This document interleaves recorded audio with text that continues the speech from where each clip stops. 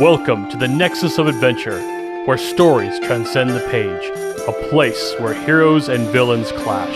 This is Break, Battle, and Roll.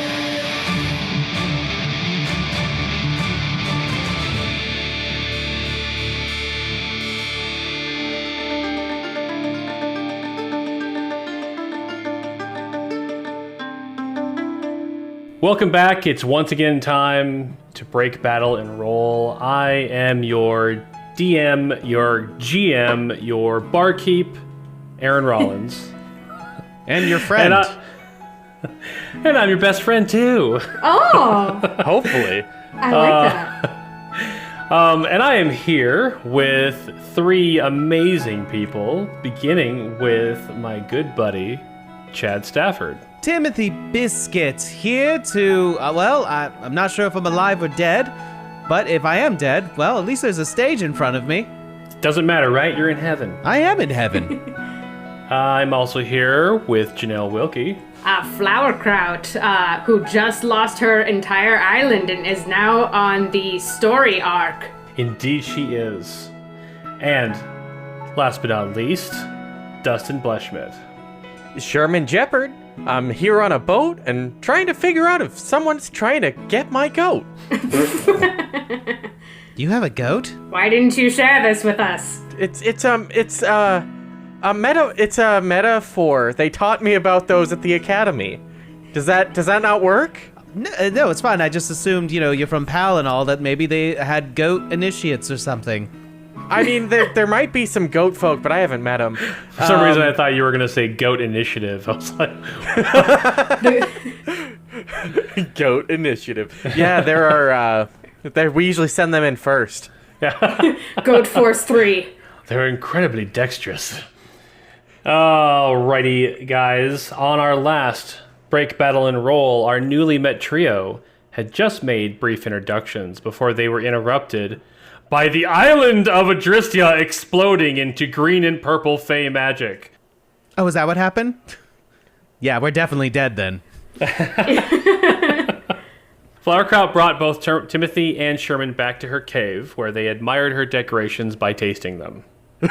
Yeah, I mean, that's the best way to admire it, really. It's a compliment.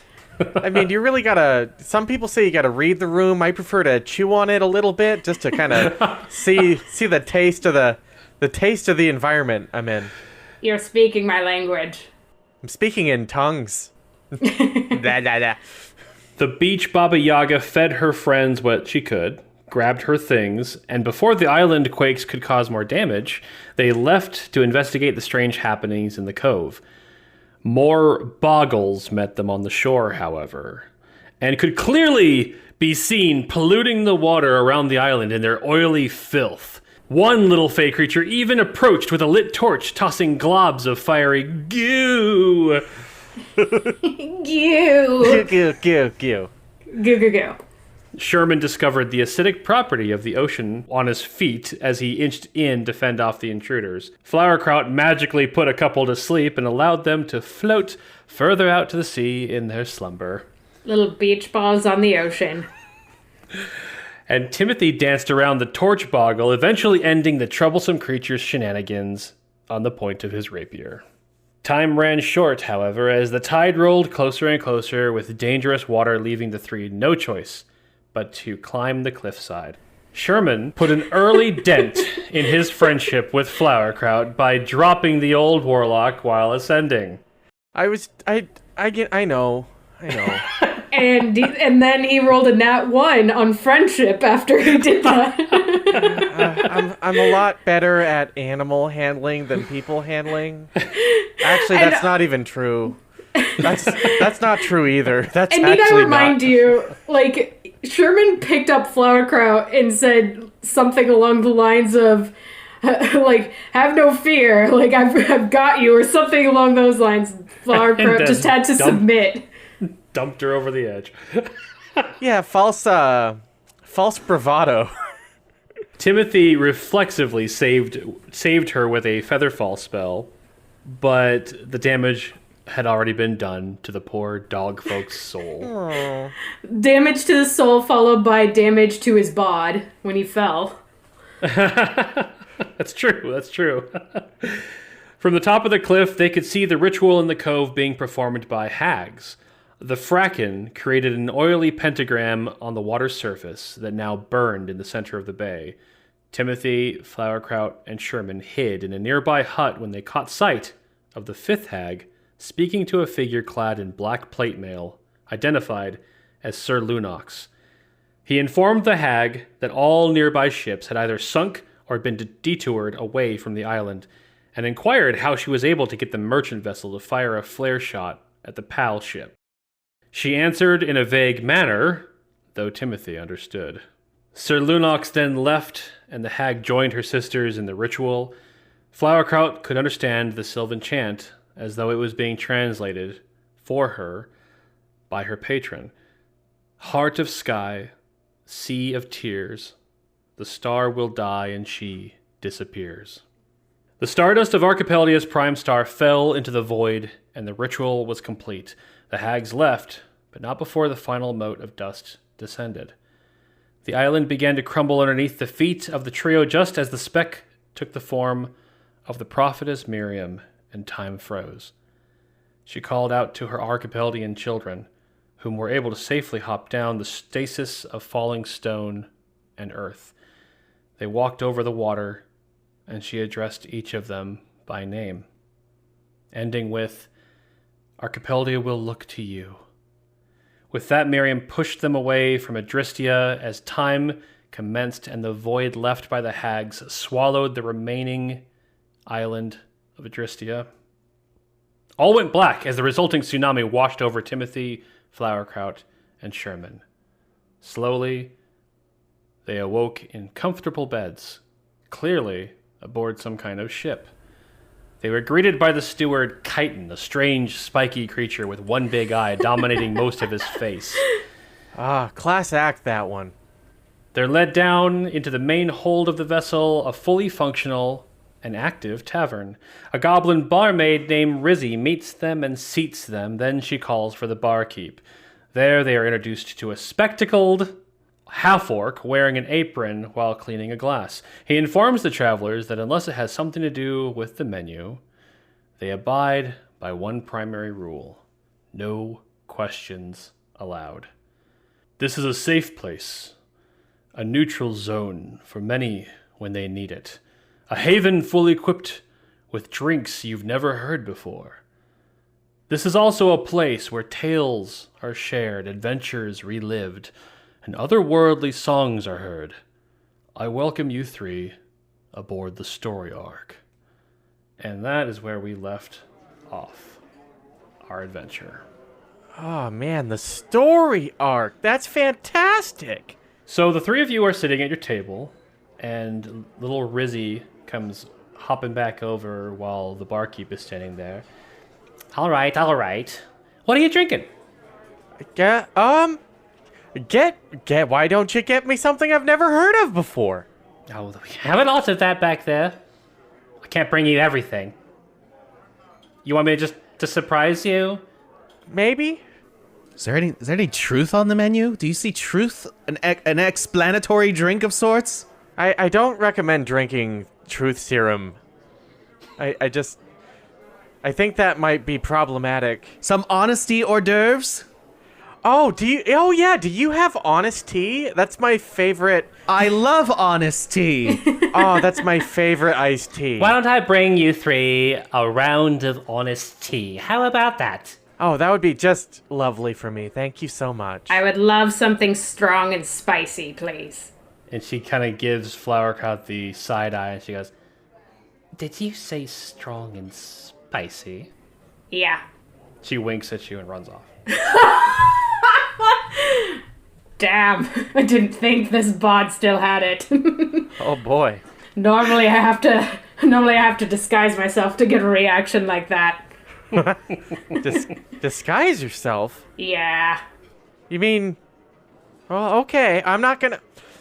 Never mind. I'm just gonna let you have that one. I know that there are rules here.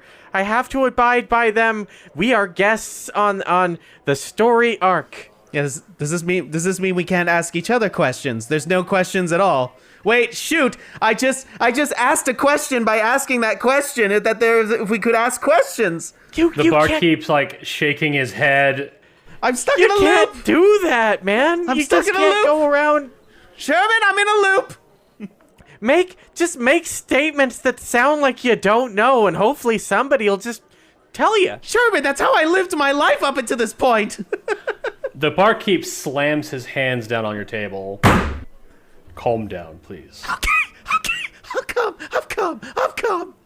This is a place where you can relax. I'm relaxed. What? You're not relaxed? I'm relaxed. And Timothy just slinks lower into his chair. I'm just nesting, you know? I'm so relaxed. I think I'll make a family here. You can see the strain on this half-orc's face as he's trying not to bust out laughing. And he's like, Rizzy will be with you soon with your drinks. You know, I actually have something for you. I'll be right back, but please, try to relax. He's gonna murder us. We're gonna die here if we're not already dead. I'm still unsure of that, but that's not a question. That was just a general statement with the slight inflection of concern. Not a question, statement with concern. It's going to be okay, Mr. Biscuits. Just calm down. You see, like, everything's gonna be A-okay. See, you're not dead, buddy. Here, I'm gonna pinch him. I'm very tender from those boggles from before. If you've got the tender bongles, then you've got to be feeling something. There's no way you'd be dead if you were still feeling something like that, you know. You know, our bodies could still be washed up upon the ocean, and we're just all having a shared hallucination. Again, that's not a question, just a general statement with the inflection of concern. How are you two so calm about this? Oh, maybe our body is a wonderland. A wonderland. Oh my god. I can't even make that joke. Hey, Razzie? Rizzy comes running. Rizzy, sorry. She comes running back over. She's got 3 drinks. All right. Calm down. Did you not hear the barkeep? I could hear him across the tavern telling you to calm down. Here's your honest tea. She drops a tea in front of Sherman and one in front of Timothy, and then you see Flower. She's got. Then she drops herself right in front of Flower. She kind of slinks up to you, and she's got this glass that is boiling over, and she puts it in front of you. It looks like vermilion, and it has this like flower stuck in it with like orange petals like that are tipped in red. And she goes, "This is what they call a cinder ow wow." Oh. I haven't seen any of this on the booze cruise before. This is pretty sweet. And you see, like, normally a barmaid would drop the drinks and run off to continue with their duties, but she just sits there next to you looking and waiting for you to take a sip. Okay. All right. Sure, yeah. Flowerkraut takes a big gulp of it. Give me a Constitution saving throw. Guessing that was a sipper and not a downer. Rizzy's eyes get real big as you heave it back. Oh my god. Okay. I got an 18. Holy moly. All right. This feels like drinking hot coals doused in ghost chili pepper sauce. However, and you definitely are feeling the burn, but you probably have had some pretty risky stuff in your time, and that gullet of yours is already calloused.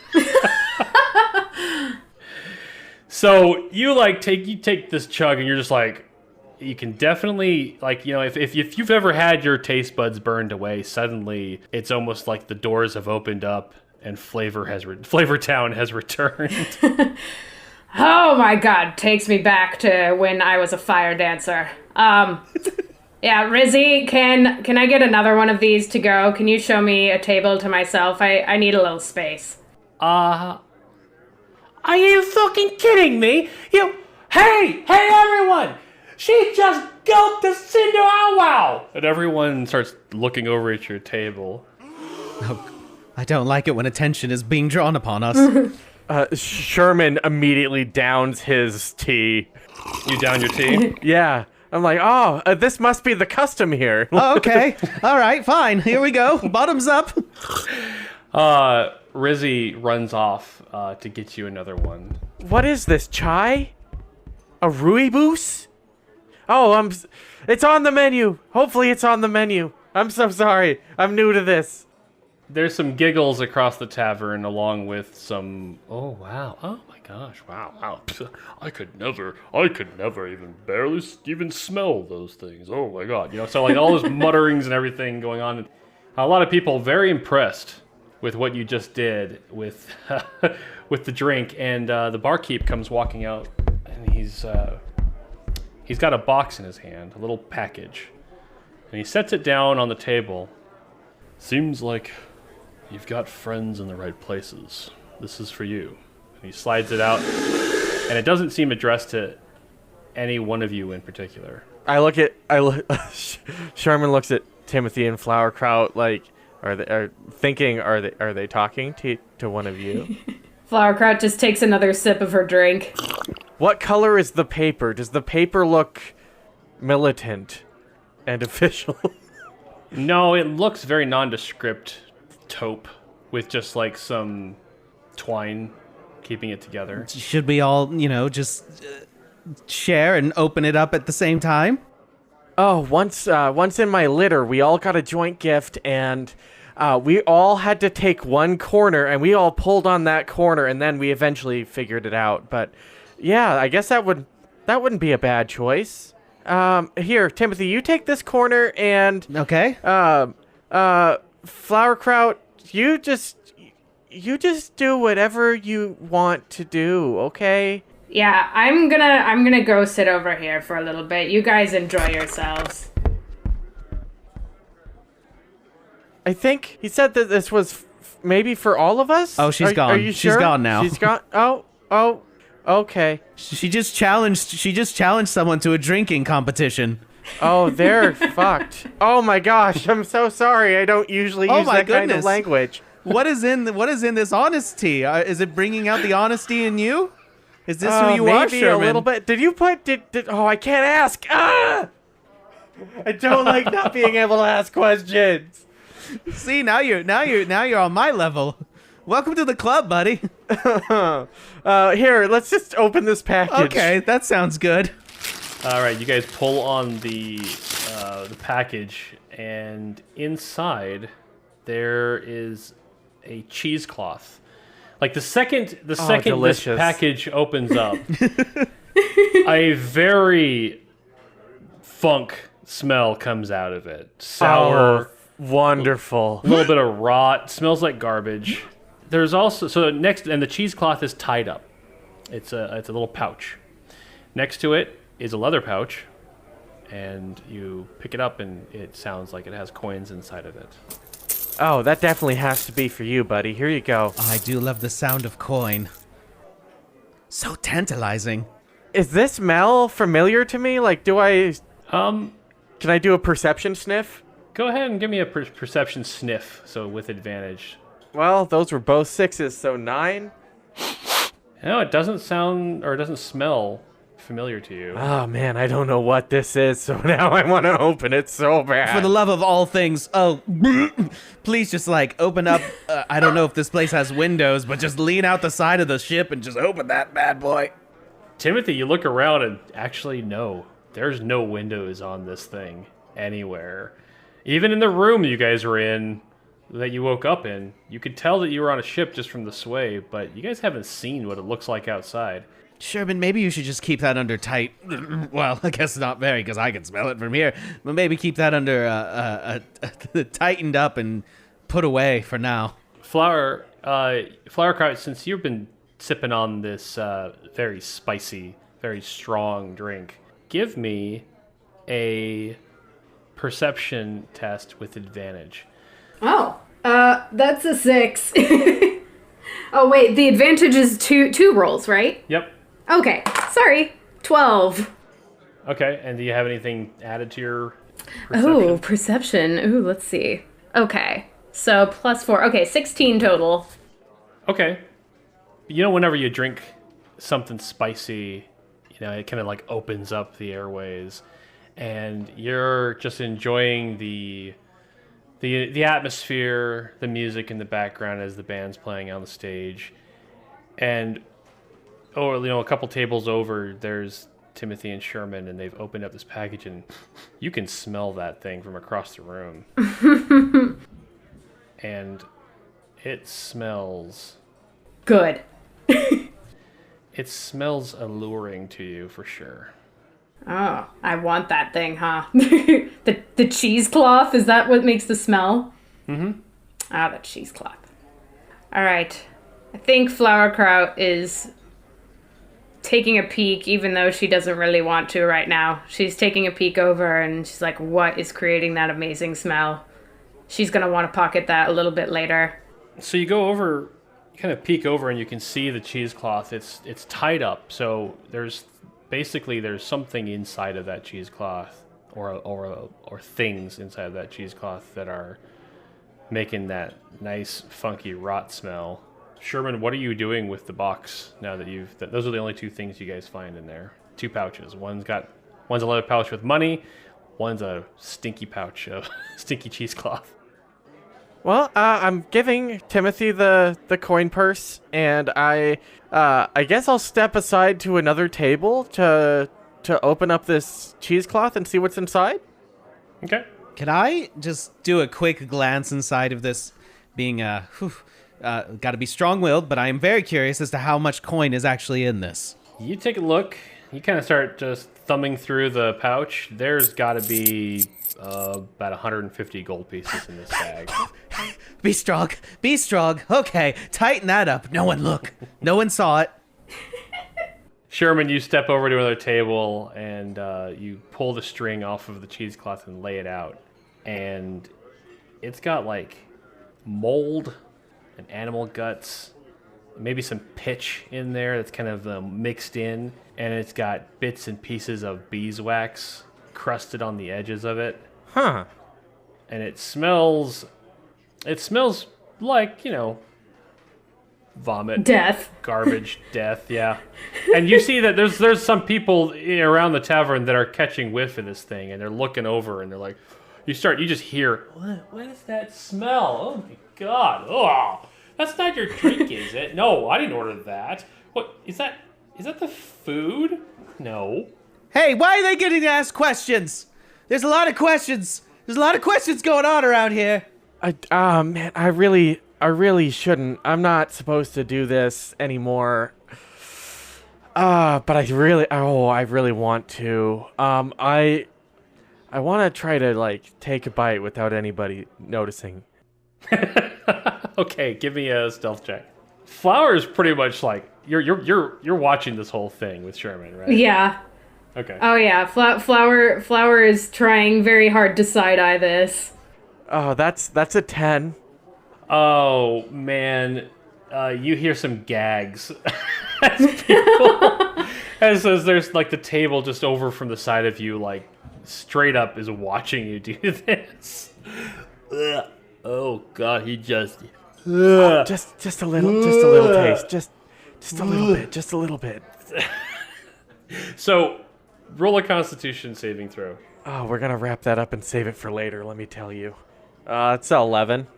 Okay, so you know how sometimes dogs will eat something, but then you'll see them react to it, even though they will continue to eat it. Yeah. That's what's happening to you, Sherman, right now. You're like lit lap, and then you're like, ugh. You're like, oh, it's delicious. Give me an insight check, Flowerkraut. Okay. That's a 19. This cheesecloth absolutely contains the kind of things that you would use in your mortar and pestle to communicate with your patron. Yeah. I had a feeling. Flowerkraut kind of enjoyed watching the tiny bit of torture that Sherman underwent before she decides to come over and be like, hey, Sherman, I think that's for me. Oh, yeah, sure, have some. Thank you. She pockets it. I'm sorry to tell you this, Sherman, but that is not food. I mean, different strokes, but okay. Yeah, this is going to make you hella sick, so I'm just gonna take that. That's mine. All right, here you go. I love you, and I walk away. I love it. I walk away and I stare at where a window should be, but there's no window. Can Flowerkraut go to a room by herself to mortar and pestle that stuff? Yeah. So you go upstairs, you go back to the room that you guys had woken up in, and you see Chitin's in there, and he's making the beds, and he's getting it all set up for, anyone else who might be staying there, and he turns around, and he's like, Hello. You are done sleeping. No more sleep. You go to tavern and enjoy. Oh, I'm not sleeping. I just gotta do something in here really quick. Okay, okay, but no mess. Chitin, clean up the room. Chitin, clean. I'll try my best not to make a mess, but no promises. I'll clean it. he nods and he walks out of the room. Okay. Flowerkraut takes out her mortar and pestle that was in her satchel. Where's my satchel? Is it just lying next to the bed? Yeah, I mean, you guys, all of your belongings were basically either next to the bed or they were sitting on top of the chest at the foot of the beds. All right. You guys had woken up surprisingly, completely dry and feeling rested. I'm always moist. What's going on? Yeah, as an aquatic half elf, I wouldn't be surprised. So you really have no idea how long you guys were out, but just a cursory glance, you guys don't seem to be missing anything. So Okay, great. I grab take out your out. mortar and pestle. Yeah, bust it out. And I clear a little space on the floor. It looks pretty nice and clean. Chitin peeks his head in just for a second. He's like, Okay, no mess. and he sneaks out. I love him. Okay. So, Flowerkraut's still got her drink, by the way. And Nice. she's just taking little sips while she's preparing her gunk. Okay. She takes the gunk out of the cheesecloth and puts it into the mortar and pestle and starts mashing it up. So you mash it up, and the scent comes wafting off of it. And the very first thing that you smell is what you would feel like your home smelled like. But it's not the cave. It smells like home before then. Home before Praxel. Home before you even had a patron. Home from long ago. Home from long ago. It's just this nostalgic scent. And then it slowly transitions to the scent of the ocean. And then again slowly to your cave. And then after that, the scent just becomes like nothing. Like it just stops smelling like anything. However, you smell the words, you smell the message coming off of this. And what forms in the back of your mind is what we call home changes, as you've well experienced, Flowerkraut. Sometimes we leave because we know it is time, and sometimes we leave because it is someone else's time. It should be clear this time around, my dear. Just know that home is never far from us, so long as we can still smell the stink of the sea. Flowerkraut has one tear go down her face, and she says, "You always know the right thing to say. I was so, you want to talk about my home getting destroyed as though that was my quote-unquote destiny, And that tells me that maybe it's a one-way trip. My destiny. But you're right. We're survivors. There's always a new home that can be found. But I'll never forget. This just really fucking sucks, you know? And what's with the prophetess asking for my help? Even in my prime, I couldn't have stopped what was happening. And that fucking sucks. You have the satchel just over to the side, and you look up because you had just pulled the mortar and pestle out of it. Mm-hmm. And there, laying in the satchel, is your old spellbook from long ago. And it's glowing. I go over to it. It has this strange, like, teal seafoam glow to it, and it almost looks like the book is not the same color that it used to be, even the cover. And on it, you see that the magical etchings that you used to rely so heavily on have shifted. I look it over to see what it means. You look it over, you open it up, and it's strange. The words seem to swirl around in it, the magical runes. What once was a book that you wrote in with very solid, language, never changing, has become fluid. And all of a sudden, a spell appears on the page with runes that you suddenly recognize, and they feel like these are things that you've never understood before. Nothing that any length of study or knowledge that you would learn in a library could ever tell you. But you see, like, a rune of water. You see a rune of making noises and creating, illusions appearing all over this book. And you realize that you're being gifted more magic through your past. And your souled spellbook has become a book of shadows. Oh, wow. So, Aaron, should I talk about what I have? Yes. For those of you listening, the Tragic Trio has leveled up to level 3. Yay! I don't think we ever mentioned that you guys actually began this adventure at level 2, but you guys are now level 3. So what does this mean for Flowerkraut? So, Flowerkraut, as you might have guessed, has the Pact of the Tome now. So she gets 3 new cantrips.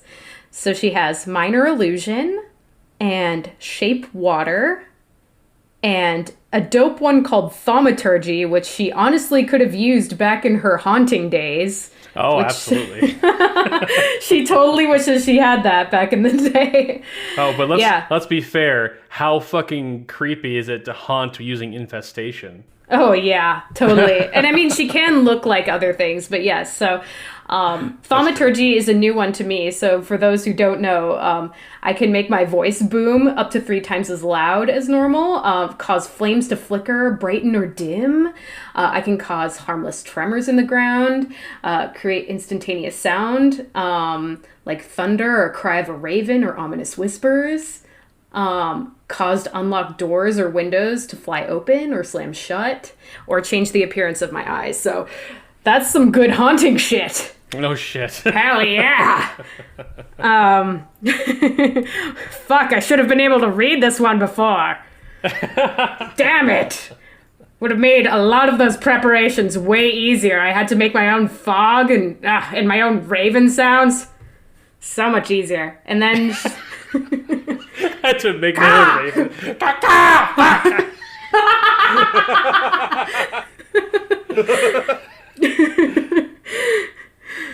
My own thunder? I mean... Sherman, did you hear that? I swear there must be another There must be another of my kind on this boat. Oh, that's so weird though, because I couldn't understand what they were saying. And then Flowerkraut also gets one new spell. I picked Mirror Image for her. Because awesome. she's a little bit papery, so I figured this could help her out a little bit. You know, she's not too agile, but thought this would help beef her up a little bit. If there's anything more terrifying than Flowerkraut, it's multiple Flowerkrauts. So, back down in the tavern, you guys are sitting there, and Timothy is relentlessly going through these coins. And yes, there is absolutely 150 gold pieces in this bag. You've counted it about 6 times now. I've never seen so much gold. Oh boy. Is it warm in here? Can I have another honest tea? That would be lovely. Oh, Rizzy shows up with another one almost instantly. Drinks it. Oh, woo! Had a feeling you'd want that. There was a band playing. They've been playing for a while now, and you notice that along with the band, they've kind of like lowered the volume a little bit. There's an elf standing up on the stage, and he's telling a story. And the story has been kind of going along with the music here and there. They build up a crescendo during, like a great climax of battle or something. And as the story comes to an end, you hear him say, "And with the deftness of maneuvers, Calandria snipped the thread, the last one. Bayok's problem was fixed. Their population would normalize, and the people would no longer live in fear each day of their lives. And thus forth, Calandria would be hence known as the Dragon Spayer."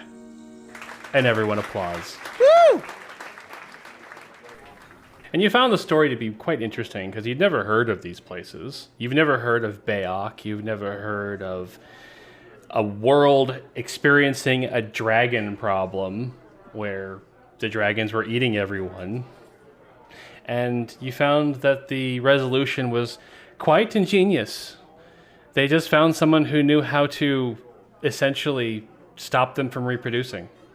And the band goes right back into playing their music. Flowerkraut, you come back out from the room, or are you spending some more time in there? No, I tidied up a little bit and made sure to make it decent enough for my little buddy. So Chitin's standing outside the door, like he's like impatiently waiting. The second you step out, he like goes into the room. Does he like sleep in our bedroom? Why does he want us to be out? He's looking around and he nods and kind of turns back and sees you, and you just see him. Yeah, good job. He leaves the room. Now you see that he's housekeeping. He's going into each of these rooms and he's cleaning them up. All right, yeah, I go out. My drink is drained. I'm starting on the second one now. Oh, perfect. You feel nice and warm. So cozy. Flowerkraut, you go back down to the tavern to join Timothy and Sherman again, and you kind of catch the very end of this story, and the barkeep comes walking out, and he says, "I hope everything is to your liking." This is fucking delicious. Thank you. I must get the recipe. Cinder Wow, I'm quite surprised. You know what? It's very impressive. We haven't had very many people that have been able to keep those down. You must be something. A hero, maybe. Flowerkraut is a teensy bit tipsy. She's like, I sure am something. Haha. Perhaps all 3 of you, right? After all, you wouldn't be here on the Story Ark if you weren't heroes. Oh. Yeah. I don't know. I don't know about that. Is there anybody? Are we there to like overhear him, or is this just directly to Flowerkraut? Oh yeah, good point. No, this is Flowers come back to your table. Oh, okay. No, I don't know about that, mister. I mean, I was on my first rover assignment and we got in a shipwreck. I couldn't save Flowerkraut's house. I couldn't even save her whole island. I'm no hero. I'm just I'm just a dog. I turned to Sherman. Sherman, I'm sorry for being pissy earlier. You're a good kid. You just got swept up in all of it like I did. You too, Timothy. I'm sorry. I'm sorry for being a punk earlier. No, you're fine. I do have a little concern that I played a hand in some of the difficulties you might have faced, Sherman, and I apologize for that. I believe I was fooled by one of those spellcasters that we saw on the island. I think one of them might have tricked me into doing something that caused harm, and I feel that I need to atone for that. So I wouldn't consider myself much of a hero. A hero is not flawless. And you have nothing to prove to me or to anyone else in this room. We all know that everyone here has worth. And here on the Story Ark, we pay our fares through telling stories, through performing. Or perhaps we tell them we pay by performing heroic deeds, something that benefits everyone here. So, you've done something, or perhaps you will do something that will have given you purpose to be here. You know, there's something I need done, in fact. Being new heroes on the Story Ark, being new heroes in a tavern, sometimes things find themselves on board this ark that, well, it's a mess, things that are getting into my food storage, into our supplies. You've heard your share of adventures. Any proper adventuring party has to begin somewhere, and this is it. Can Flowerkraut do an insight check? Because at first she's a little skeptical, like, wait a second, did they just, kidnap us, call us heroes, and then, okay, maybe they could solve our problems? Go ahead and roll insight. Cool. All right. Right down the middle, I got a 10. Oh, wait, I can add 4 to that, though. 14. Are we being swindled? Who hammed? So what you guys get from the barkeep is that he's trying to be delicate in telling you that you're heroes, but you're young heroes. And you look around the tavern, and there's no doubt that these people sitting at tables, enjoying their drinks, even the people on stage singing, these people have been places. They're well equipped. Everyone's got, fancy weapons and armor, clothing, elaborate embroidered robes, symbols of deities that you've never seen before. Whoa. There's an air to this room of experience, of story, of legend. If anything, you guys feel a little worse about your own selves because you feel small. But here, this barkeep is telling you that you are heroes, and to prove it, maybe do him a favor. Deal with the rat problem. Always the Final Fantasy introductory mission. He holds a key out to you. Here. This is the key to the storage hold. You go take care of my little problem, and we'll call it square for this ride. Sounds good to me. You guys all right, too? Yes, certainly. I would have no means for which to pay for the drinks that we've all had, as I put the bag of gold away. It's okay, Timothy. I don't need it. You don't have to pretend. It's okay. Sherman, what are you talking about? I don't know what you're talking about. We'll talk about this later, okay? Sherman, my name is Sherman. Yeah, I know your name is Sherman, and you're not supposed. You know what? We're not I think asking I've had one questions. too many. Yeah, maybe you should. I've had one. Can I get my friend another? Can we make it a long honest tea? Like a long island honesty. Maybe a dishonest tea. I have just the thing for you, dearie. Okay. Rizzy runs off. She comes back with a sippy cup.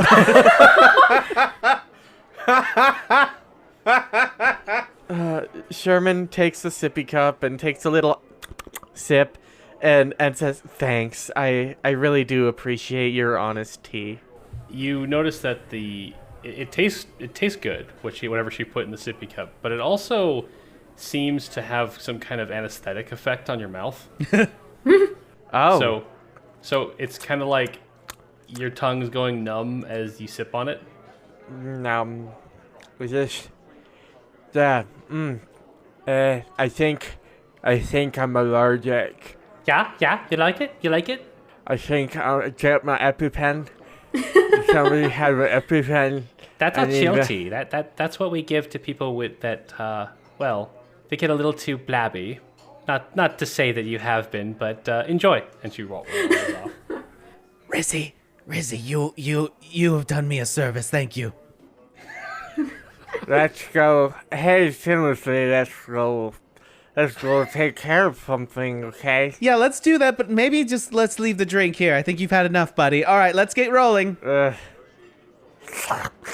Timothy, you doing good? You feeling all right? Oh, you know what? I'm fine. Timothy, struggles to pull one gold coin out and leaves it on the table as a tip. Nice. But he struggles to do so because he does love his shinies. The honesty is kicking in so strong. It's still a struggle.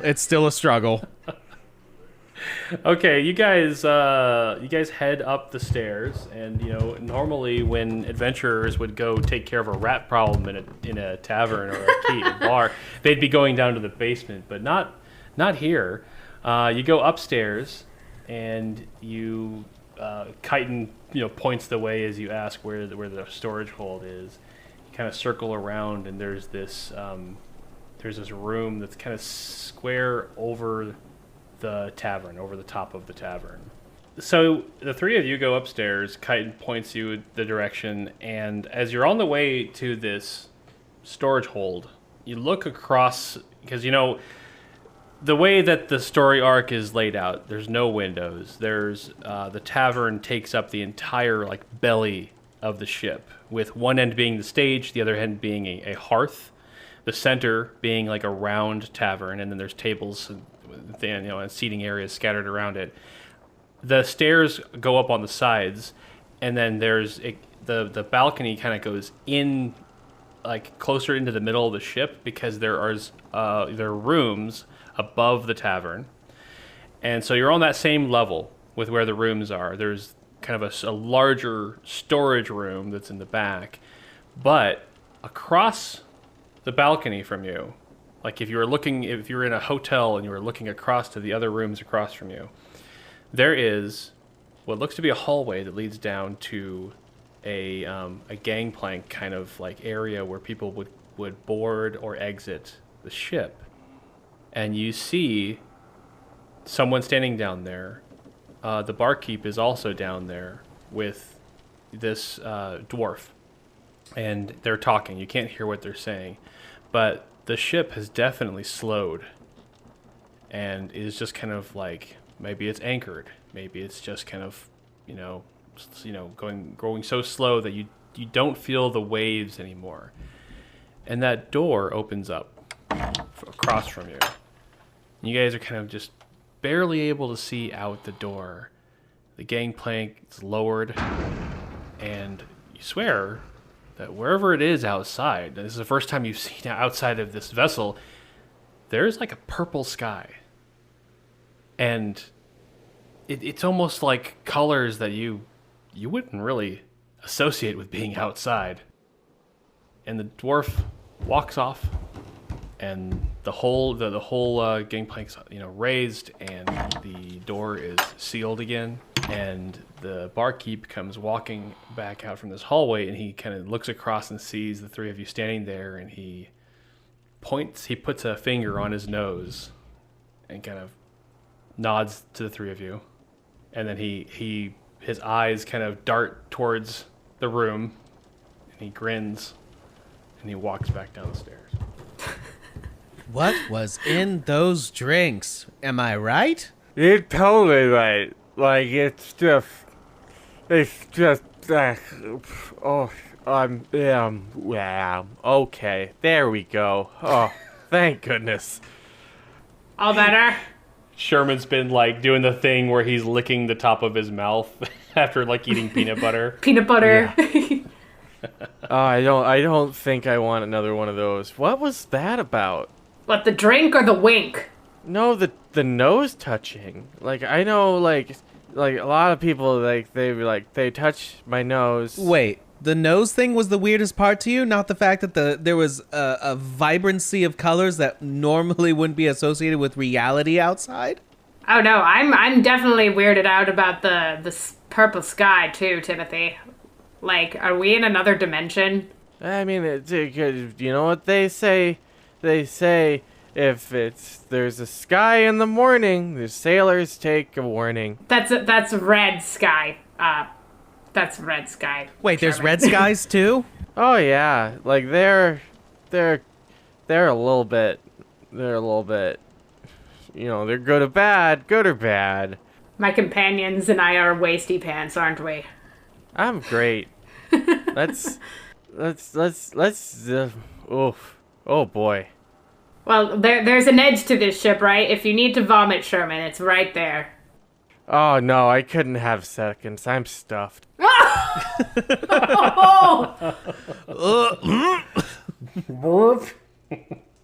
Yeah, the edge to throw up would be right into the tavern floor. Oh no!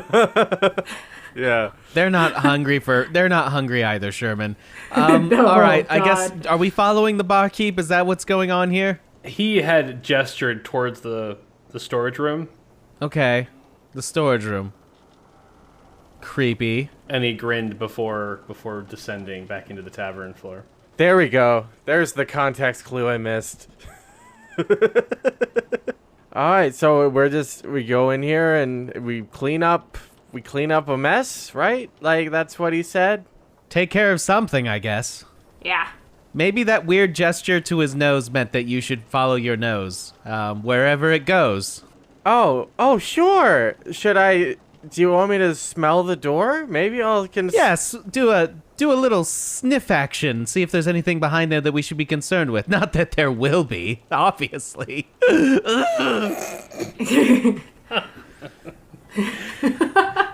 Timothy, like, gestures the other way when he does that last part so they don't see it. So, small peek into my real existence is I have a dog named Blue, and when I set her outside to get her food ready, she puts her nose to the crack of the door and she goes. Additional context, Blue is blind. Yes, Blue is also blind. So it's all about the nose. It's all about that snoot action. That's exactly what's happening right here is Sherman gets all the way down to the ground and takes a huge old like sniff underneath the door. So I'm going to take this opportunity to cut away and give Dustin the opportunity to tell us about Sherman's third level, as he has been kind of spouting his desire to protect Flowerkraut. So what does this mean for Sherman?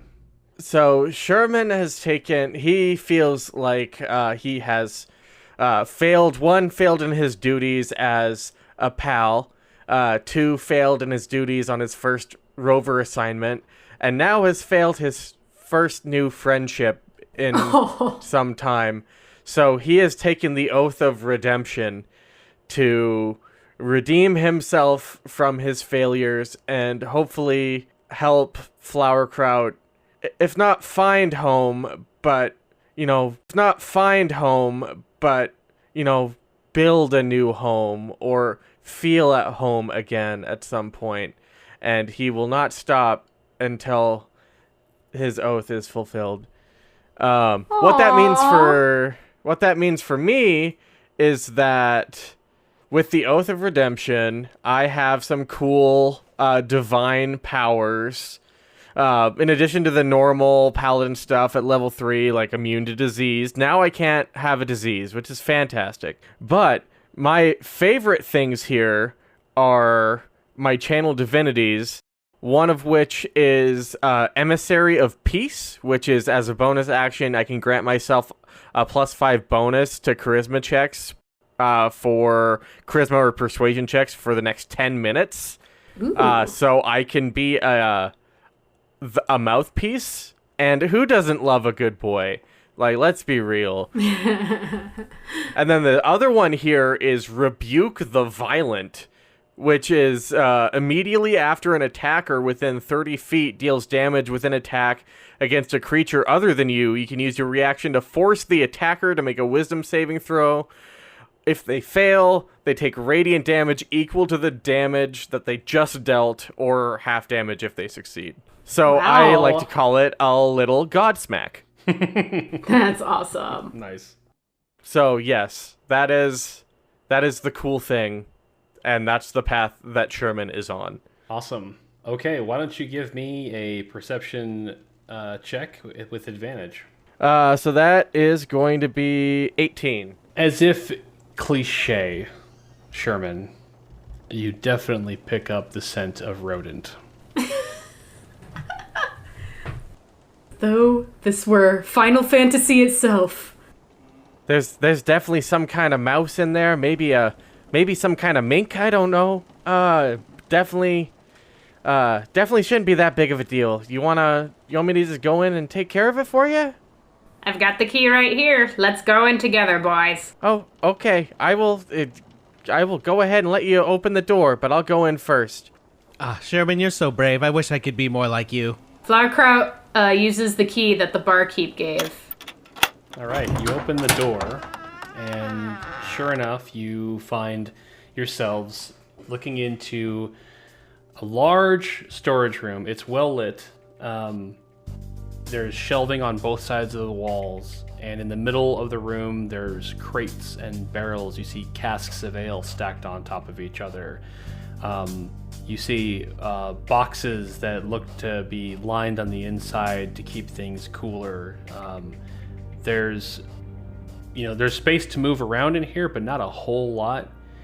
And it looks like it would be very easy for something to hide in this room. Are we able to stand side by side to each other, or is it kind of like it's narrow enough to keep us kind of one at a time? There's different. You can squeeze in with standing next to each other, but it does get a little tight.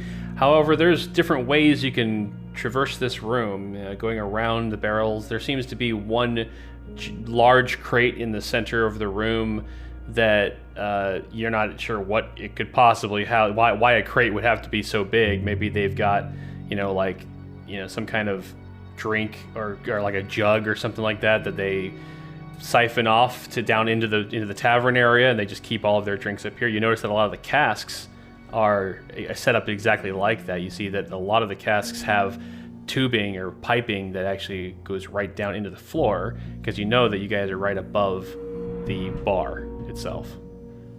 Do I see any of these so-called rodents, or? You go in, you look around, and there's nothing in view. And you guys Perception check Perception time? checks. go ahead and do a perception check. 22. Oh, who crit? Daddy big crits. Oh. Ooh. I got a nice little baby 13. All right. Well, you guys are spying around, panning the room, and movement out of the corner of your eye, Timothy, and Sherman's eye. You guys both spy a rat on one of the shelves on the side of the room. And, oh God, that's not just a rat. That's an ROUS. Rodents of unusual size, don't they not exist? Oh, rodent of unusual. I'm like a rat mouse. A rock lobster? I'm like, so it's like what is it, like a pretty rat? What's going on here? It looks over, it sees that you've noticed it as it was trying to get behind another box on the shelf, and it like jumps back behind. You see it jump off the shelf, and it goes out from your view as it tries to hide itself. It's going to roll a stealth check against your perception checks. Hold on a second. That doesn't work at all for the rat. You guys turn the corner and you see this thing. It's trying to like scurry underneath the shelving unit, and you can see its butt sticking out. Oh no, buddy, you're too big for that. Come here. Hey, bud, no, put that. Don't worry. Put your cheeks away, Flowerkraut. Hey, hey, hey, little buddy. Like, I don't want to hurt you. I just want to talk to you. I'm gonna cast my speak with animals, which as a dog I can do at will. Okay. You cast Speak with Animals, and is that what you're saying to it? Yeah. Okay. It sticks its head out and goes, You might want to look behind you. and you turn, and there's another rat bounding over a crate coming straight at your face as you're like, looking down on the ground at this one. And so it's like Jurassic Parking your ass, and the other one's coming at you from the side. Clever girl. Everybody, break battle and roll initiative. Oh shit. As this rat is jumping at me like, well, just so you know, I tried diplomacy like the handbook says. Oh, frick. I rolled a 1, which is a 4. Ah! Oh, what's that? Oh, that's it. Probably a loogie after what we just heard. What did I just cough up? Huh. I coughed up a delicious 6. Well, in Flowerkraut's case, it would be on fire after that drink she just had. Oh, it's finally hitting me. Flaming. Oh, that is loogie. going to be an agonizing blast for whoever gets that. I rolled a 2, so Timothy, you're going to go before me. Oh my gosh, that's Yep. awful. So this thing, you see the second rat's coming at you, and you definitely wouldn't have seen it since you were looking down at this other rat, except that it kind of just gave it away to you since it was talking to you. And the little rat down below is like, Yeah, eat shit. and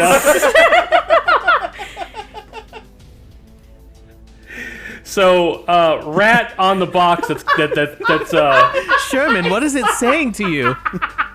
It wants me to eat shit. So this rat is, clever girl and jumping at your face, and because rats have pack tactics, it's going to get advantage on this attack because the other one is like at your feet. That is a 20 to hit because That's going to do it. the first one was a 15, but it's rolling with advantage. And it bites you right in the side of your head. Oh, that's Actually, so it rude. gets a good hold of your ear. That's such a rude thing to do, It does 4 piercing damage, and you need to make a Constitution saving throw. Con save 15. Okay, you succeed. However, it doesn't seem like this would do anything to you anyway, because what happens is they seem like diseased rats. Ah. They look nasty. The one at your feet, after you get bit in the ear, the one on the feet takes a nibble at your ankle, so he's going to roll with advantage as well. That's a 21 to hit. Well, we know that's going to do it. He bites you for 3 more piercing damage, and it doesn't affect you. You don't even need to make a con save because it's a disease that they've got. You all see, Sherman get jumped by these rats, and just after that, you see a third rat bound up onto a barrel on the other side of the room. He's probably about 15 feet from you guys, and he starts shouting something that Flowerkraut and Timothy don't understand. But Sherman, you can hear this rat over there going, Yeah, did you make him eat shit? Did you make him eat shit? Yeah. Hey, don't threaten me with a good time, buddy. Oh. Flowerkraut, it is your initiative. All right, cool. Wow. So wait, did Sherman tell us what the first rat said? No, he did I not. don't think so. The first rat said, look behind you. The second rat said, eat. Well, the first rat again then said, eat shit. Sherman, watch your language. I know we're being attacked by rats, but come on, man. I look up to you. In the handbook, it's okay if you translate for someone who's asking you, why are you asking me questions? Oh, you know what? If it's in the handbook, I won't argue with it. Let's kill these things. It's not. Do you think it's on the menu?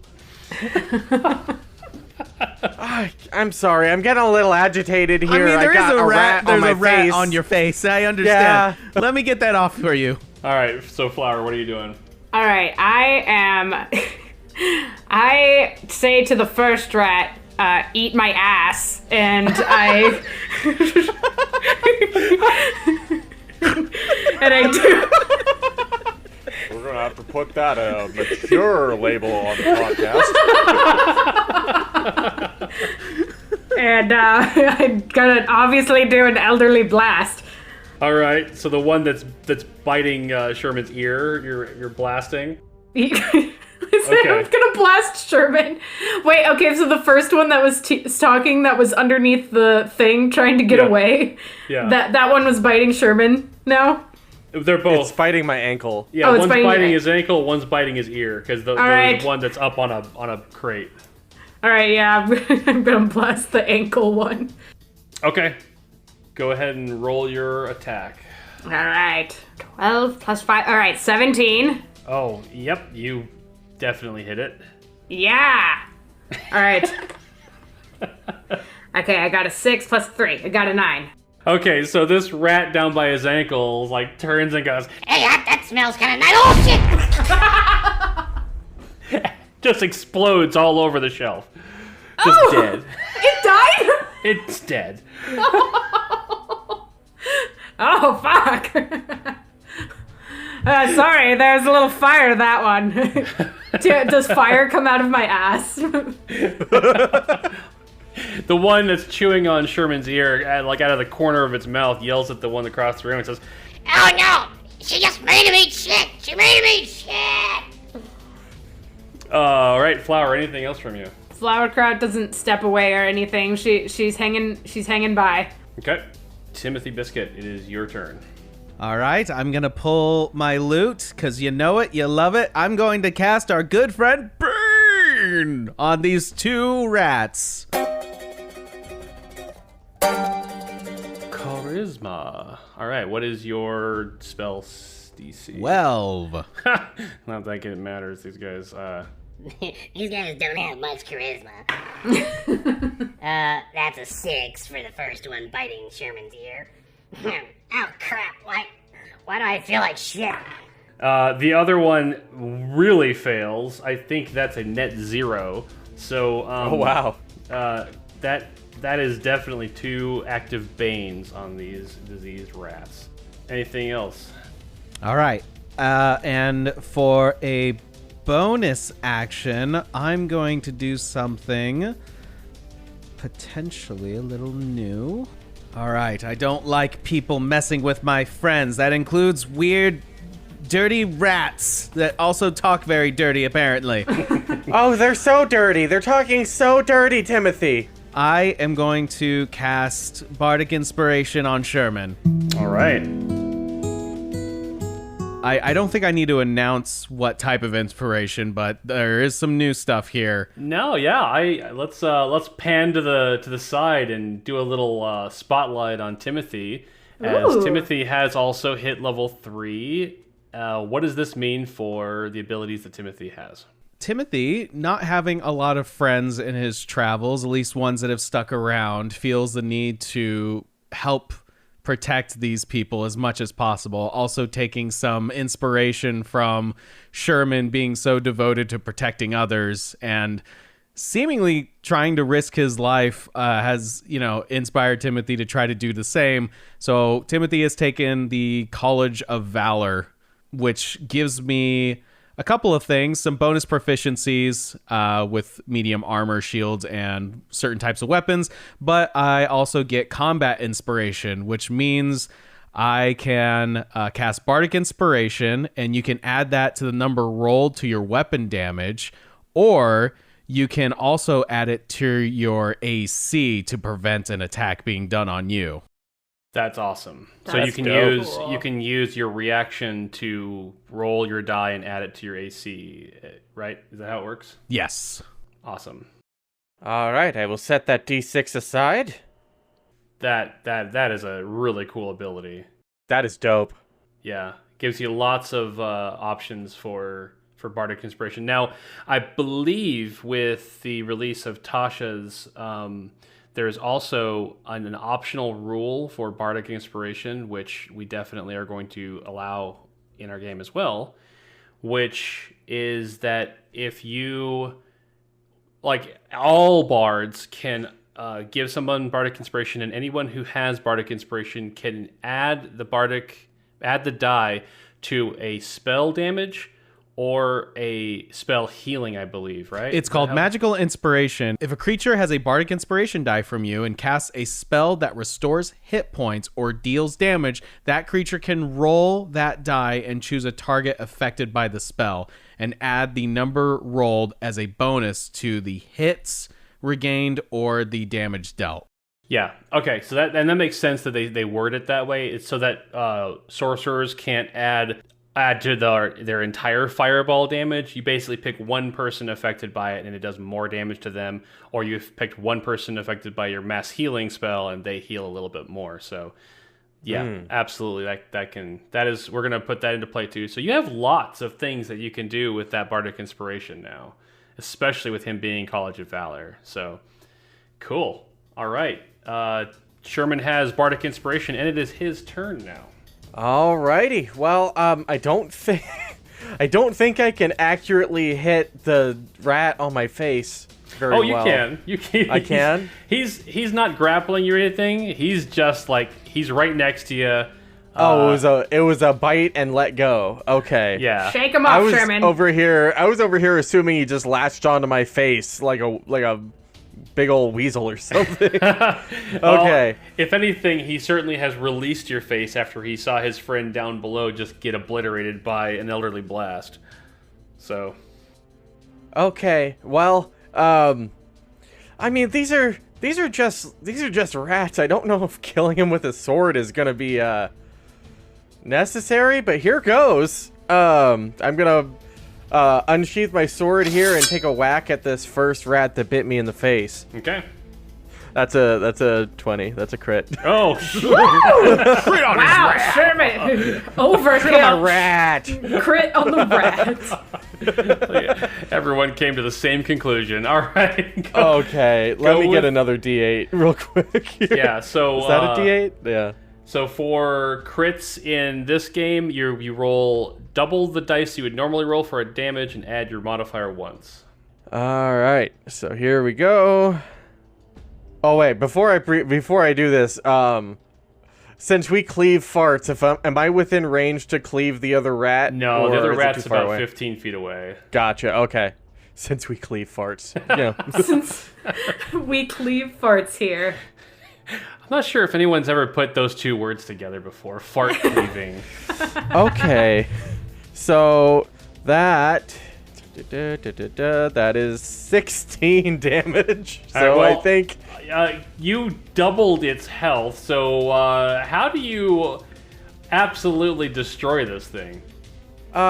So I feel like it has to be very humane, and I'm just like I'm really sorry about this, and I just almost like a walking stick, I just stab it through the top of the head and keep walking towards the other rat, and I'm like, look, I'm really, don't you just want to like get out of here, man? Okay, you start walking towards him, and you see this rat like witnesses you just put your blade right through this other one's head. He's like, Hey, motherfucker, that was my brother. I'm gonna make you fucking eat shit. You're gonna eat shit. Oh, just stop saying you're gonna do it and like do it, man. Come on. and at the top of the round, since Sherman was on the bottom of the initiative here, this giant crate in the center of the room, part of it busts open. And you guys hear, you can't see inside the crate because you're all standing on the opposite end of it where you hear wood splinter, but you hear this strange humming noise. And like you swear, flickering flames kind of spit out of this wooden crate, which worries you a little bit. It's fire in a wooden crate. Oh, that's not good. And you're walking up to this diseased rat, Sherman, when this red, big-ass snake flies out of the crate it has part of its body still inside the crate, and it chomps right down on the rat. It just, and the rat's like, and the snake's just like chewing, and you see the rat just getting pushed down its gullet, and the snake, it's got this crazy like ribbed, scaly spine down its back. It's got crazy colors to it. You guys have never seen anything like this thing. And it's right next to you, Sherman. And the thing about this snake is it starts to actually make the room feel warm to you. Like, it sticks its face out, swallows the rat, its tail slips out of that crate. It kind of then pulls itself up to its height. You notice, similar to the way that a cobra would coil up and stick its head up, it's doing that, except it's your height, Sherman. Well, this was fun. I think we should just go. Oh, this is cargo. It would be wrong for us to hurt the cargo, right? Yeah, it came from the crate, obviously. It shouldn't be, our concern. He's just the keeper of the ale. It's the ale snake. Who doesn't like a good ale snake? I think this is the thing that made my drink. And it is looking at Sherman. And then its head pans the room, and it notices Timothy. It sees Flowerkraut, and its mouth is hanging open. You can see these two, they look like flaming fangs in its mouth. This thing is definitely generating heat. It rolls a 15 initiative, kills the rat. It has one more attack. It uses its tail, and it's trying to wrap Sherman. That's a crit. All right, so even if I bardic, I'm not going to beat that, am I? I was just about to say, that's unfortunate. Yeah, that is unfortunate. All right, Sherman, it wraps its tail around you, and it does 10 bludgeoning damage as it squeezes you. And then as you get squeezed close to it, it does 3 fire damage as you feel yourself beginning to burn, being so encased by this snake. Well, that definitely doesn't feel great. I'm really upset I wasted that bane. You are not restrained, you are just grappled right now. You can't move, but you can still act while there. It is Flowerkraut's turn. Okay, let's see. I got a couple options that I want to try. Can I, as a bonus action, crack open... do I notice that there's any water nearby? Is there, a barrel of water or anything? There likely is. These barrels, you assume that the barrels in this storage hold are holding some kind of liquid, whether it's ale, wine, water. I definitely don't want to get any of the alcohol anywhere. Please do not throw moonshine on me right now. That would be problematic. Yeah, no, I'm not wanting to douse this thing in alcohol. Let's see. Yeah, would it take an action to find water in here, or or is that a bonus action or anything? You can use a bonus action. I'd give you a bonus action to roll perception to see if you can take your best guess at what might contain water, whether you find a label or some kind of sign, because the people who work here would have to know the difference between these barrels as well. Okay. Yeah, you know what? I'm going to give my best shot at that. Let's try that. Okay. So, perception check? Yes. Damn it. I got a 7. So you definitely have found a couple casks of wine, but you haven't, because you're able to see there's a label on there, but nothing. You haven't found water yet. Okay, so instead for my action, because I definitely don't want to use alcohol on this thing, I think I'll cast Hex on the snake. Ooh, all right, Hex. Yeah, first time using it. Yeah, all right. So you place a curse on a creature that you can see within range. Until the spell ends, you deal an extra d6 necrotic damage to the target whenever... yeah, you know what? I'll go ahead. We can flip-flop this. We'll say that your action was to look for water, because Hex is a bonus action. Is it really? Okay. Yeah. So, yeah, you're digging around looking for a water barrel, but you're not able to find one this turn. You just look up real quick and... Ooh, tell me how, visually, how does Flowerkraut hex something? All right, for my hex, I remove the fish skeleton that's part of my necklace, and I hold it out in front of me, and it starts to hover, and I use my super long nails to trace little triangles in the air, and I say to the snake, "The briny deep awaits you," and I cast my hex. Okay, so you cast Hex. The snake, like, you see these triangles, like, singe into the snake's skin. And I believe there's not even a spell save or anything. You just hex something, right? Let's see Really? Oh, that's good. Okay, so I can be epic and not have that ruined. Yeah, exactly. Yes! Yeah, you literally just say that's Hex now. There's nothing they can do about it. Also, as part of Hex, you get to choose one ability that the creature is hexed on. So that can be Strength, Dexterity, Constitution, Intelligence, Wisdom, Charisma. So any one of those abilities you can choose, and it will basically get disadvantage on any ability checks that it makes using that while it's hexed. Might I recommend Strength? I definitely was gonna say, I think strength would be great since I'm guessing Sherman will be trying to get out of those coils.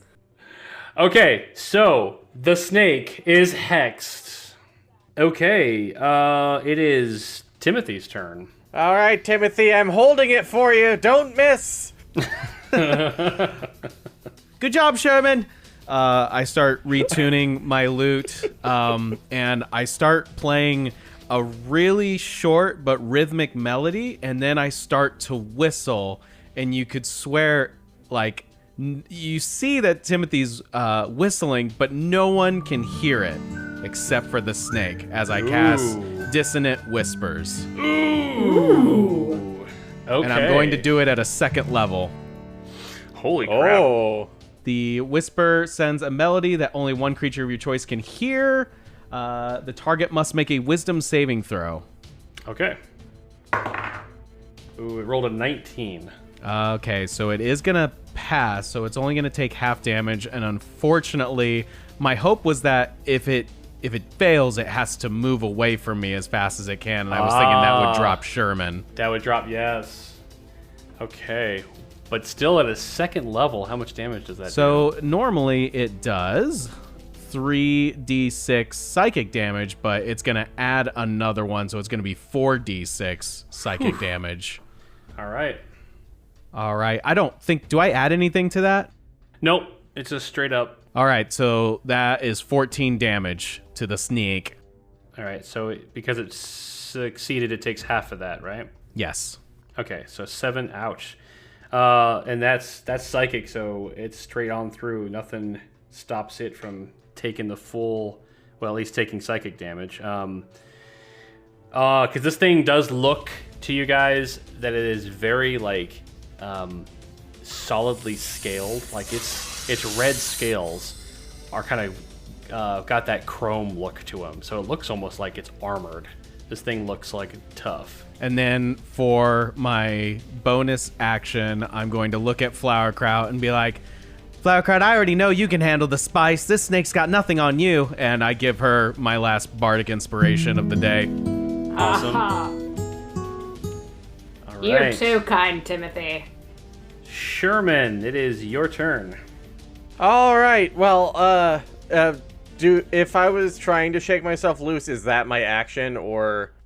Yes, if you want to compete in athletics, that'll be your action to break out of it. Otherwise, you just cannot move. That's Okay. Well, then I think I will just try to hit the snake instead. Okay. Be like, yeah, that's right. You stay right there. You stay. It's gonna be easier to hit you because you're holding me. That's gonna be 19 to hit. That hits. All right. Use that bardic to increase your dammies. Oh, you better believe it, buddy. I am going to divine smite this bitch. Woo! Sherman, language. It's like, all right, we tried the being nice. Well, actually, we didn't do that. You just came out of a crate and you tried to kill me. So here you go. So that's going to be 2d8 extra radiant damage on the attack.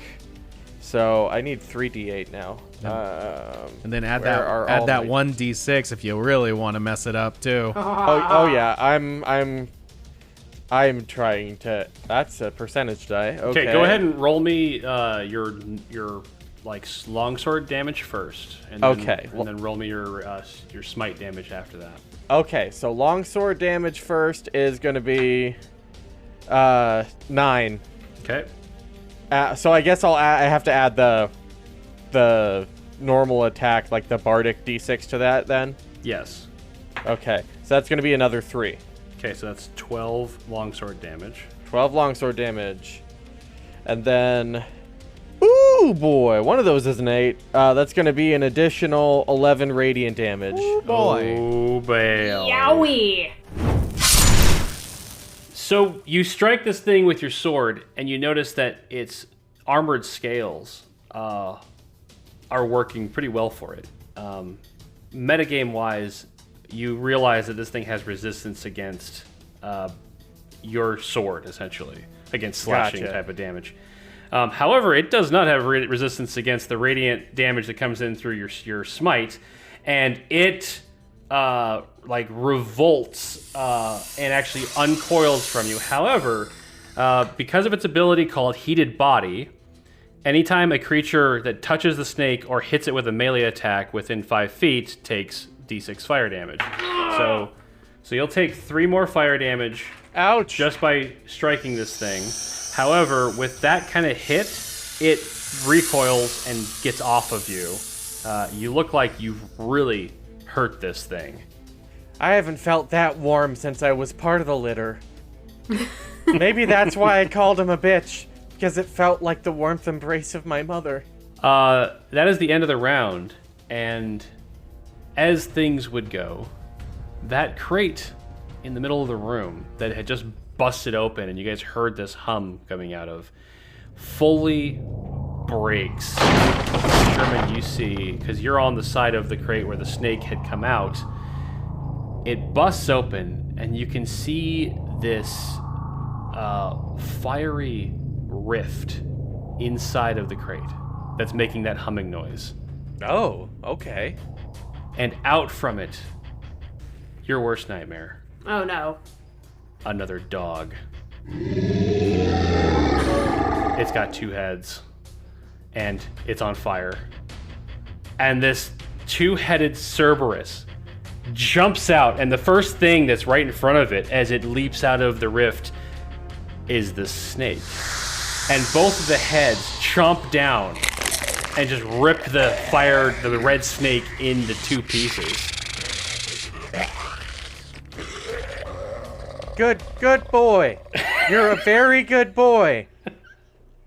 I'm so proud of you. I'm so very proud of you. When we get home, you'll have a treat. Although you're already having one, you'll get another. Sherman, I'm not sure that that's a good boy. It's a very good boy, Timothy. Go with it, Timothy. Just go with it. Sherman, I would suggest you step back. Timothy, just go with it. And we're gonna roll the initiative on the Cerberus that just jumped out of this thing. It has a 16, which was the same as that. Actually, it was the same as the rats. The rats are dead, though. You keep killing your NPCs and then bringing new ones. As things are getting worse and worse, you started with rats, then you had snakes, now you have fiery dog, and it seems that this rift is the real problem. And the Cerberus, its heads, as they chew on this this red snake, they pan the room, they look at you guys, and I'm gonna roll to see which direction it goes. Head number 1 wants to go after Timothy. Head number 2 wants to go after Flowerkraut. Oh fuck. Oh, biscuits. It's conflicted though, so it's going to roll off against you guys. Let's see here. Flowerkraut, odd or even? Let's go odds. Well, you're safe, Timothy. It's coming after you. No, butter my biscuits. Oh, biscuits. It makes a dive at you. This thing is incredibly fast, faster than you may have expected it to be. It jumps up on top of a crate, and it seemingly is on fire. And now the crate is lighting on fire. And now there seems to be a new problem in the room. There's fire. It bites at you. However, it seems to break the crate that it was standing on and snaps right past you, rolling a whopping 4 to attack. Misses you and multi-attack. Nimble biscuit. The other head bites at you as well. Let's see. Also, a horrible seems to have lost its balance. The other head also bites right past you as you're kind of like... Sherman! You're now... Sherman, I can confirm, definitely not a good boy. You're doing great, buddy. Not a good boy, Sherman. You're doing fine. Just do the thing. We haven't talked about that yet. Never mind. You're doing great. Sherman, what does your book of pals say about two-headed dogs? Does it say anything about two-headed dogs? Yes, it says, anytime there's a two-headed dog, if it gets rough, you give it a good flog. Okay. Sherman, I'm not sure that's going to help me in this case, but I'll do my best. Hit the dog. I'll hit the dog. All right. It is now Flowerkraut's turn. Okay, oh my god. The hunt for water persists. I want to put out that stupid rift. Yeah, so let's talk about the problems in the room. You've got a rift that seemingly is flinging out fiery creatures. Yeah. You've got a fire starting in the storage room, and you've got a two-headed fiery dog that's biting at Timothy. Now, one other thing I wanted to mention, you used Hex last turn on the snake. Yeah. The thing about that is that as a creature dies that has Hex on it, you can use Bonus action to make it go to the next creature, right? Exactamundo. Yeah! Alright, I did finally do a little reading. Sweet.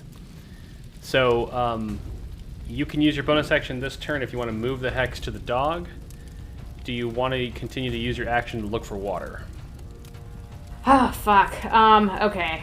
Flowerkraut, if I may, I think you need to go and take a look at that portal. I think you're the only one that could close it. Yeah, I definitely want to throw some water on that portal, if I can. Let's see, All right? right. Is Shape Water a bonus action? No, it's a normal action. Okay. Can my Hunt for Water be a bonus action, or is that an action?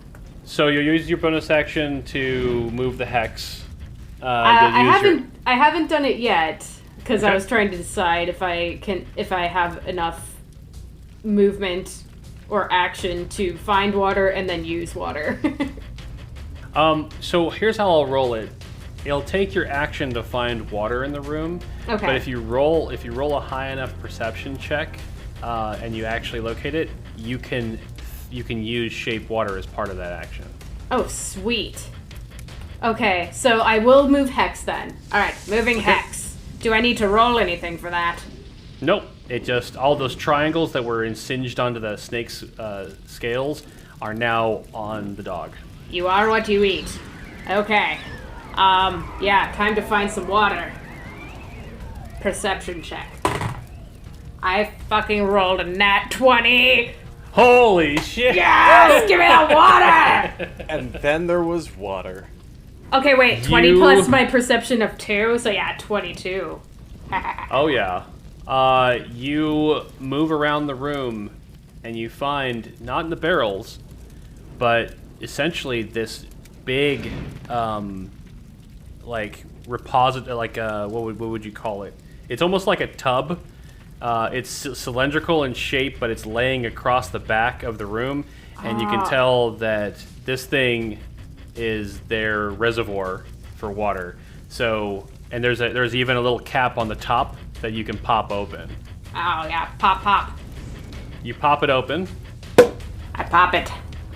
And then, let's see, it's a 5-foot cube that I can make. Cool. Yes. I want to make a nice big wave that washes over the rift. Okay, so you water bend this shit out of the reservoir. I look super dorky doing it because this is so new to me. I'm like, yeah, baby! The power! So the water comes streaming out of the top of the reservoir, turns into this big wave, and then you just throw it at the rift. It hits, and steam just, completely engulfs the room. You hear the humming noise go, it just dies down, starts to just dim, but the room is completely, you guys are in a sauna. Oh, God. Oh, that's really gonna open up my pores. Timothy, it is your turn. Sherman, buddy, how you looking? Injured. Definitely the word I would use is injured. But that's okay. When you met me, I was worse. All right. That's for sure. Well, I retune my loot once more as I dodge this Cerberus, and I start playing again, this time a little bit more upbeat and cheerful, and I cast Healing Word on Sherman. Okay. So Timothy's dancing around as these two heads are snapping at him playing his That's right.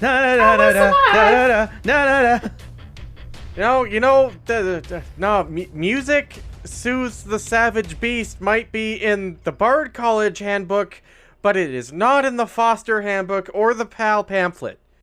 The PAL pamphlet!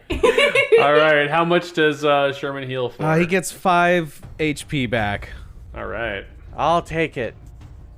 All right, that was a bonus action. Yes. What else is Timothy doing? All right, and then I am... Ooh, do I want to cast Dissident Whispers again? It does do a lot of damage. It does way more than what I can do with my sword. So yeah, I'm... Oh, cannot though. Oh, because it's another spell? Yeah. Yeah, okay, so can't do that. All right. Give it the flogging, Timothy. All right, here we go. Flog the dog. Flog the dog, as they say. That's what they told me in never mind. I'm not telling you about that. Oh my God. So dark. So the steam is obscuring vision, but because you're right next to the Cerberus, Oh, you can see it. I'm plain as there. day. I see it. It's trying to eat me. Here we go. That's a 17 to hit. That hits. All right, I'm gonna roll damage. This is piercing. That's my boy! Oh, that's not good damage. That's only 4. That's 4 damage. All right, 4 dammies. Sherman, it is your turn. Okay, and the rift is closed. You can't tell. It's too steamy in here. Can't tell. I can't see it. You also can't Okay. see Timothy or the Cerberus because across the room, you're literally in a steam room. So you'd have to, you know where they are. You can hear where this is all going on, but you can't see them. Can I smell them? You can. Actually, you can smell them very clearly. However, the smell seems to be kind of everywhere. You can smell everyone in the room. Your smell has been enhanced by the water droplets in the room, but it's hard to pinpoint where exactly it is. Like I said, you can hear it clear as day where it was all happening, and you saw where Timothy was being attacked before the rift got hit by the water.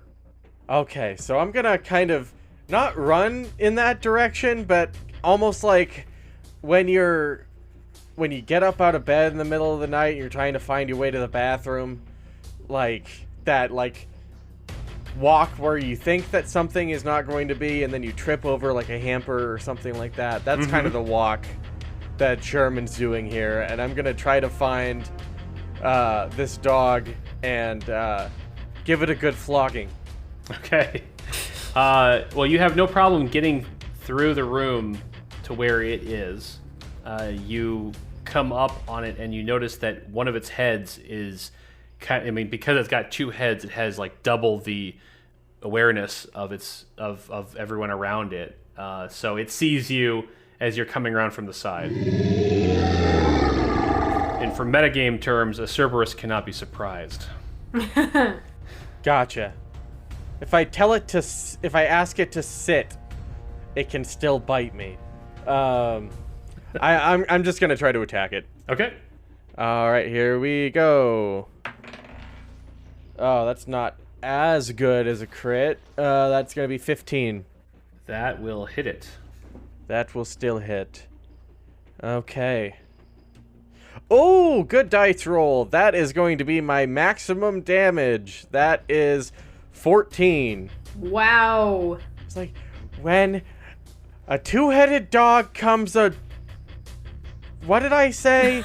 When a two-headed dog comes a glogging, you give it a good flogging? Close enough. And, like, my hackles go up because I don't like saying this, but I yell, bad dog! And I whack it. Okay. Cool. All right. 14. That's a hit and a half. All right. It is the end of the round. Amazingly, there's no rift there for something else scary to come popping out. Yeah! So the Cerberus turns and it kind of like inches its butt away from both you and Timothy. And both of its heads, one head looks at Sherman, one head looks at Timothy. They both open their maws, and molten rock starts to just spew out of them. We're in this together, buddy. Oh, that's gonna be really bad for the floors. You guys need to make a dexterity saving throw, each of you. Oh, I'm not good at those. Okay. Nope, I'm not good at those. That's a 7. That's a 16. All right, so Timothy is able to dodge the brunt of it. However, you'll take half damage on the successful save. You get hit by this spew of molten rock, Sherman, and it actually, as it hits the mist, it begins to solidify almost instantly and restrains you against the wall. Oh, well that sucks. That's not a good place for me to be. I don't like being on the wall. So you will take 10 fire damage. And that's it. And Timothy, you'll take half of that. You'll take 5 fire damage, but you are not restrained. You did not get caught by the rock. Just a little singe on the tail feathers. And that is all it does for its turn. Sherman, are you still up? I am up against a wall, my friend. Oh my god.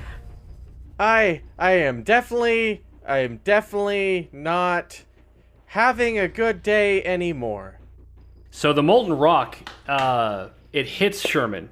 It like pins him to the wall. The mist cools it incredibly fast. Sherman's basically just like locked against the wall. The molten rock that gets spewed at Timothy, however, kind of spews all over the ground. Timothy jumps up, catches a hold of that shelf he was eyeing before. A little bit of rock lands on your feathers and singes you. However, the bulk of it starts to burn this hole in the ground of the storage room. And you guys can hear as like pieces of wood and charcoal fall out below. Oh no, the bar! No. You guys can hear the bar below, and everyone's like, huh? And then you just hear That's this. a question! You hear just this eruption of, yeah! As they're all cheering you guys on. These people are crazy. Oh my god, what kind of boat is this? Yeah, this reminds me of that Kitty Purry song. The bard. The lava was hot, and then it was cold. I was yes, and then I was no. Ooh-oh, ooh-oh, ooh-oh, ooh-oh. That one didn't make it to the island, but damn. That's a bop. That is a bop. I'm going to keep that in my brain, mostly because I keep everything in my brain. A flower, it is your turn. Yay. Okay. I'm all right. I am open to feedback from the team. Should I try to put out some of this fire, or should I try to elderly blast this fuck? So, kind of a cursory look. You confirm that your move did in fact close this rift. This rift is gone. Yes. And in doing so, and filling the room with steam, it also has put the fire out. Oh, So yeah. you kind of did both things with one action. I am fucking amazing. However, you're standing there in the steam, kind of alone. You can hear all this going on. Yeah. You can hear Sherman singing over there in the corner. But you can't see anyone because the steam is still pretty thick. Okay, so I'm gonna try. All right, maybe I should do a bonus action or something to find this thing or to move towards it. I know the general direction. Are you moving towards the creature? Or Oh, wait, do I okay. even want to move towards the creature? You know what? I want to find where it is so I can elderly blast that fuck. Okay, so that's going to be difficult in the steam. You're not All right. able to see it, so therefore it has essentially what would be called full cover. Okay. Can I smell it? Roll perception. All right, perception smell. I got a 12 plus a 2, 14. Yeah, you General direction? You know the general direction of this thing. The steam is definitely messing with the smell of the room, but I take back the full cover thing. It doesn't have full cover because if you did fire an elderly blast in its general direction, the steam's not going to stop that from happening. In its general direction, you say? However, it would have cover. Okay. It would have 3/4 cover, which means that it would be harder to hit. And Okay. because you can't see it right now, you would have disadvantage on your roll to hit it. All right. So it would be very difficult to pinpoint a shot. So if I have disadvantage on my roll, can I still use the Fardic inspiration that Timothy gave me? You sure can. Oh, yeah. Does that just counteract it so I have a normal roll now? No, you would take your lowest roll, and then you would add your Bardic Inspiration roll to that. Okay. All right, let's give it a go. Okay, we've got a 16 to start. Okay. Roll another And one. then we've got a 12. Okay, so we're going with the 12. All right, and I'm going to add add a d6. That's the normal was- cube. Well, so that was a 12, but then what do you add to your normal spell attacks? Oh, a 5. Okay. All right, so 17. All right, go ahead and roll that Bardic Inspiration because it is harder to hit since it's got cover. All right, yeah, let's go all the way. I rolled a 2 on the d6, so 19 total. You still hit it. Yes! Yay. Sorry, that was really loud. My volume peaked. There's fiery embers coming out of the audio. Okay. Roll your. My D10. Okay, great. I got a frickin' 10 with a 3, so a 13. And then my hex. Heck yeah. And my hex, Yes. yeah. Ooh, hex yeah. Hex, Yeah, roll an additional d6 damage because it's hexed. Oh, let me put the hex yeah. That's great. All right, so 13 plus a 2, 15. Okay, so as amazing as this is, I'm gonna be DM Downer right Oh, now. no. The 13 force damage, yeah, that hurts the fuck out of it. However, this Cerberus is immune to necrotic damage, which is what the hex would do to it. Major So, bummer. Hex, no. Hex no. Oh, hex no. However, Hey, you know what? She doesn't know. She didn't see that it didn't take the hex damage. She can't see it. It's fine. We can. I'm tell her feeling that fly. Yeah, we can just tell her that it worked really well. That's fine. keep it up, Flowerkraut, keep it up. Man, is this thing hurt and angry, and it is Timothy's turn. All right, Sherman, I might need a backup course for this one.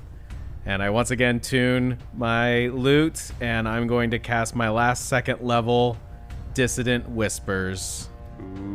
It was hot, and then it was cold. You know it. To your kitty purry, was it? Kitty purry. All right. Yes. You're gonna whisper The in this dog's tabaxi ear. Oh, bird I will. I will. songstress. First, I want to cast it to see how much damage we do, and then we can Okay. start it. All right, so he's got to roll a Wisdom saving throw. Correct. Against a 12. Oh, he rolled a 10. That's Yeah. not gonna do it. He's gonna take full damage. He's taking full damage. He's taking 4d6, I believe. Yeah, psychic. Yep. 1, 2, 3, 4. Rolling. 21 damage. Oh my god. What? Is that like 3 6s and a 5? It was a 6, a 4, a 5, and a 6. Oh my gosh. Wow. So in the Cerberus's head, it just starts hearing both Sherman and me, and maybe even Flowerkraut if hot. she wants to jump in. Ah, yeah. Cause you're hot, then you're you're cold. cold. You're yes, then then you're you're no. no. We fight, we break up, we kiss, we don't make up. The Cerberus. Yeah, you hear Sherman howling. The Cerberus shakes violently, then collapses and falls through the hole it had just made with its molten lava vomit. It crashes down and lands in the tavern. And you just hear, yeah! Woo! Yeah! It's Everyone a weird below bunch. is ecstatic. I dig it. And you guys, the steam, the hole's been, widened with this thing falling through it. And the steam in the room, kind of falls or it fades away a little bit over time. You guys are breathing heavy. Can we come out of the steam like amazing, awesome band, like major ballers? Like the Yeah, three of us so- standing next to each other, just slow-mo going out of the steam. So the first problem is that Sherman's still stuck to the wall. Oh, fuck. Sorry. Timothy, you It did. was the moment. You did so good. Where's my chisel? Everybody did great. No, something, Timothy. There's something I need to say, and I need to tell you right now. Before I forget, What is it, Sherman? you came into the fray, and you were afraid, but you ended up saving my day. Thank you.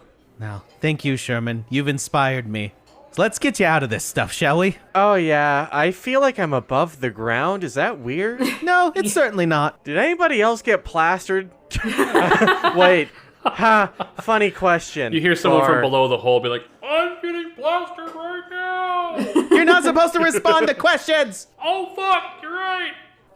Can Flowerkraut make like an frickin' ice chisel with shape water to chisel to totally. chisel Sherman out of the rock? I think, shape water does allow you to change the temperature, right? You can freeze stuff. Yeah. Oh, so I So- can I can get the water into it and freeze it so that we can shatter it. Yeah, Oh yeah. Okay. totally. All right. Let's do a little So bit you of this.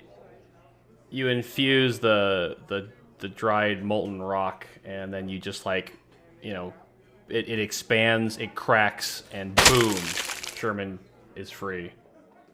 You guys walk out of the storage room. Very swagger.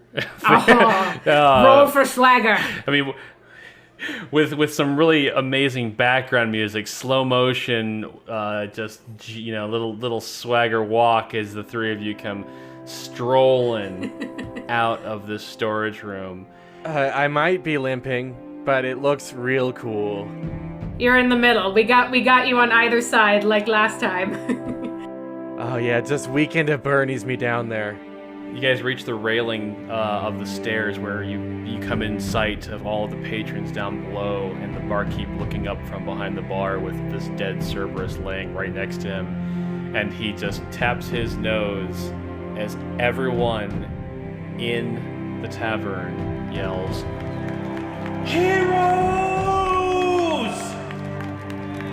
And that is where we will end our session.